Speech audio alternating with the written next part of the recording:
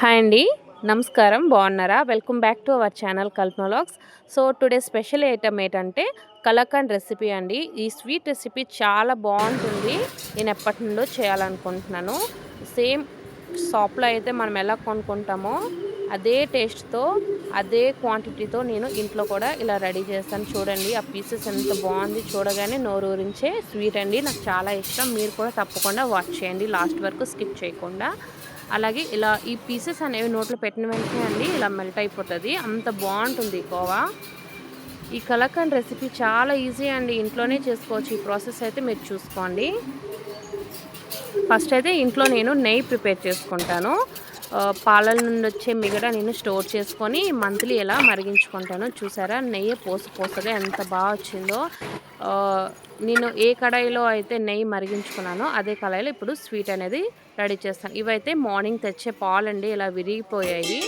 కొంతమంది కావాలని నిమ్మరసం వేసి విరిగిపిస్తారు, లేకపోతే వెనిగర్ వేస్తారు. సో నేనైతే మార్నింగ్ తెచ్చే పాలు లేట్ తెచ్చారు ఇంటికి. షాప్ వాళ్ళు 7కి ఇస్తే ఇంటికి 9 తీసుకొచ్చారండి. అప్పట్లో పాలు ఇరిగిపోయి. సో వేస్ట్ చేయడం ఎందుకని నేనైతే ఇలా చేసుకుంటున్నాను. విరిగిపోయిన పాలని మనం బాగా కలుపుకొని ఇలా పల్చని క్లాత్లో వేసుకోవాలండి. ఫిల్టర్ చేసుకుంటాం. వాటర్ అంతా కింద పోసేసుకొని చూసారా ఈ విధంగా ఫిల్టర్ చేసుకోవచ్చు. నేను నెయ్యి ఏ కడాయిలో అయితే ఫ్రై చేశానో, అదే మరిగించానో అదే కడాయిలో మనం ఈ మిశ్రమాన్ని వేసుకొని బాగా కలుపుకోవాలండి. స్మాష్ చేసుకోవాలి. చక్కగా స్మాష్ చేసుకోండి. కొంతమంది కలాకండ్లా చేస్తారు, కొంతమంది పాలకోవా అంటారు కదా, కొంచెం మిల్క్ వేసి అలా కూడా చేస్తారు. నేనైతే కలాకండ్ రెసిపీ అయితే తయారు చేశాను. మనం లో ఫ్లేమ్లో ఇలా పెట్టేసుకొని బాగా స్మాష్ చేసుకుంటూ బాగా మిక్స్ చేసుకోవాలండి. ఆ వాటర్ అంతా ఇంకిపోయే వరకు మనం ఇలానే మిక్స్ చేస్తూ ఉండాలి. నేను ఒక 20 మినిట్స్ వరకు ఇలానే బాగా మిక్స్ చేసుకున్నాను. వాటర్ అంతా ఎవాపరేట్ అయిపోయింది. సో మనం స్వీట్కి సరిపోయేటట్టు షుగర్ అయితే వేసుకోవాలి. కొంతమంది బెల్లం అయితే వేసుకుంటారు, నేను షుగర్ వేసుకున్నాను. మనకు స్వీట్ ఎంతవరకు అవసరమో అంత వేసుకోండి. నేనైతే పిల్లలు తింటారు కాబట్టి కొంచెం ఎక్కువగానే వేసుకున్నాను. స్వీట్ తగ్గించే వాళ్ళు తగ్గించేసుకోండి. ఇలా బాగా మిక్స్ చేసుకోవాలి. సో నేను స్టోర్ చేసుకున్న ఎలాచీ పౌడర్ అండి. 2 డేస్ బ్యాక్ నేను ఎలాచీ పౌడర్ని స్టోర్ చేసుకున్నాను. కొంచెం షుగర్ వేసి మిక్సీ చేసుకున్నాను. ఆ పౌడర్ అయితే వేస్తున్నాను ఫ్లేవర్ కోసం.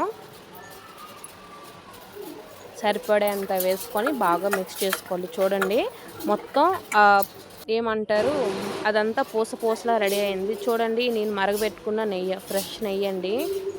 మీ కళ్ళెదురుగా మరగబెట్టాను కదా, అదే నెయ్యి అయితే ఒక టేబుల్ స్పూన్ 2 టేబుల్ స్పూన్ వేసుకోండి. మీకు నచ్చినంత వేసుకోండి. వేయకపోయినా పర్లేదండి, నేనైతే వేసాను.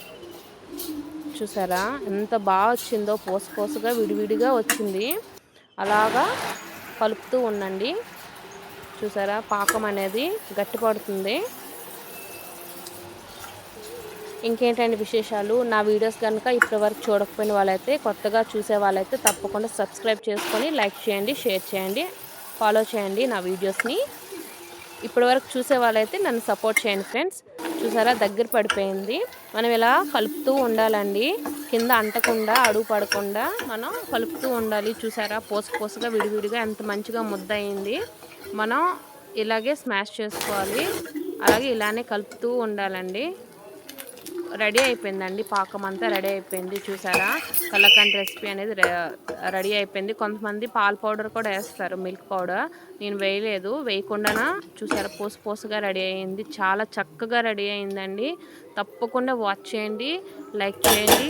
ఈ కలాకండ్ రెసిపీ మీ ఇంట్లో తప్పకుండా రెడీ చేయండి. పార్టీస్కి కానీ, బర్త్డే పార్టీస్కి కానీ, మ్యారేజ్ పార్టీస్, యానివర్సరీ పార్టీస్ ఏవైనా అండి, మనం స్వీట్ షాప్కి వెళ్ళి కొనే బదులు ఇంట్లో ఇలా రెడీ చేసుకుంటే చాలా బెస్ట్ అని నేనైతే ఫీల్ అవుతున్నాను. తప్పకుండా ట్రై చేయండి.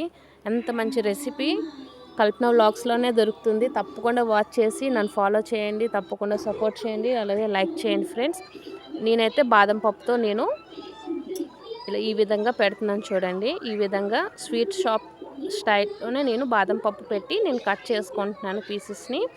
ఇలా పెట్టేసుకున్నాక కట్ చేసుకొని నేను ఫ్రిడ్జ్లో ఒక 1 గంట సేపు స్టోర్ చేసి కట్ చేసుకోవడం, అంతేనండి. సింపుల్.